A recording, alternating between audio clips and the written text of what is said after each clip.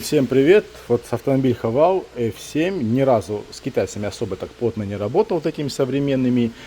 Что-то там никогда не диагностировал и что-то с ними особо-то и не встречался. Но сегодня приехал, на посторонний звук жалуются, что-то якобы какой-то писк, что ли, свист.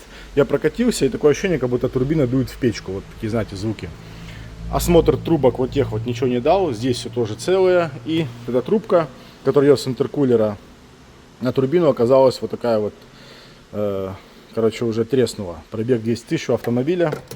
Ее разорвало. И чтобы ее снять, надо отсоединить вот этот вот бампер кусок и дернуть на себя. Но чтобы, конечно, этого не делать, китайцы могли, блядь, вот этот долбанный хомут развернуть кверху.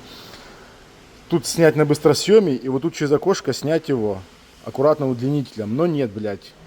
Хомут смотрит вниз, и поэтому приходится снимать бампер. Ну, этот недочет китайцев я исправлю. Собственно, вот так вот.